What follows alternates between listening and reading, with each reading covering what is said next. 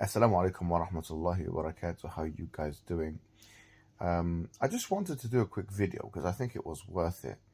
Of a video that was kind of circulating on Twitter and a few other places. I was sent it on WhatsApp as well. In which I was talking about some of the Sifat of Allah subhanahu wa ta'ala. Once again, these are live stream videos and they're all like from about 2 years ago. And they're all responses to questions. And I think that when it comes to live streams and people come out and cut them up and stuff like that, it's really kind of it's distorting to the reality. But anyway, just let me explain my perspective here, because even some sheikh or some brother from the Middle East called Muhammad Shamsuddin, funny enough, it's all those individuals with similar names that go for hijab, Muhammad hijab. But anyway, he made 2 videos, in fact, which went viral in the Middle East.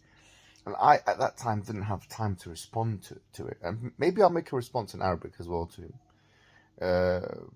But I put like a little, comment and stuff like that, clarifying my stances. And so in this video, I was talking about the way in which, the context of this video is I was talking about the way in which some Salafis, they teach Aqidah to children. This was the context. And when I say children, I'm talking about 5, 6, 7-year-olds. Now, I've got children of that age. I've got children of that age myself. So I know what they can handle, what they cannot handle in terms of pedagogical information. Not just that, but as a psychology, as a discipline, kind of has demarcated this kind of thing for us. So I was saying, like, the idea, the formulation that we know, that, okay, we do ithbat of a sifa, but then we do, then we remove the tashbih or tamthil of it by saying that laysa kamithlihi shay. So say for example, we say that Allah has a yad, yeah? We do ithbat of sifatul yad, yeah? And then we say, but the yad is not like the yad, for example, or haya is not like haya, or whatever, any one of these things.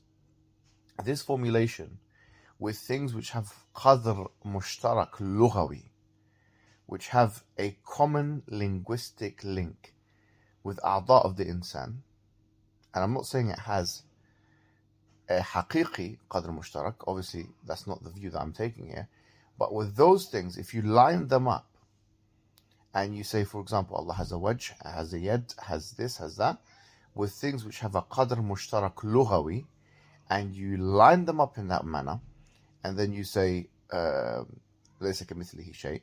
For a child, they don't have the mental veracity, the brain power to be able to understand this. And therefore, the natija will be a tajsimi natija. You will have an anthropomorphistic natija. And I think this is really uncontroversial, to be honest with you. Now, someone will say, but Allah, in the Quran, He uses these terms. But I'm saying the way that Allah uses them is not lining them up in a way, min a'la li asfal, in a way which mimics the bodily anatomical composition of the human being. There's no verse in the Quran that says, Allah has qadam, and then He has saq, and then He has, for example, yadan, and then He has wedge, and then He has aynan, and He does it in that way, which is murattab and in line with the chronology of the human anatomy, from min asfal li a'la. That doesn't exist in the Quran or in the Sunnah. That chronological thing, and then by the way, laysa kamithlihi shay. With a child, it won't fly. With a child, if you put these things together, it will be like, especially a 5, 6, 7-year-old, they will not understand it. So it was a pedagogical thing. As for my own position, we do ithbat of the sifa. And I really like the way Tabari does this. He has a kitab called the Tabsira. And he does ithbat of the sifat. Yeah? But he does it in a way which you couldn't read from him anthropomorphism. Like somebody who's a lay person could not read from him tajsim. And so we as Salafis or Atharis or whatever you want to call us, we have to kind of follow this model, I think. The model of not going into ghulu in reactionism or reactionary critique, if you like, against some of the other groups, like the Ash'aris or the Maturidis, in a way which would actually, to be honest with you, give credence to their assessment.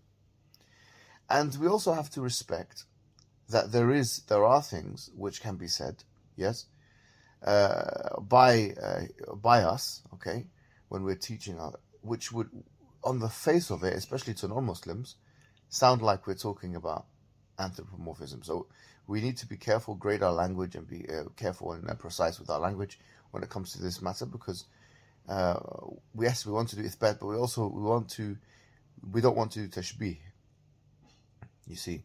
And so this is my perspective. Assalamu alaikum.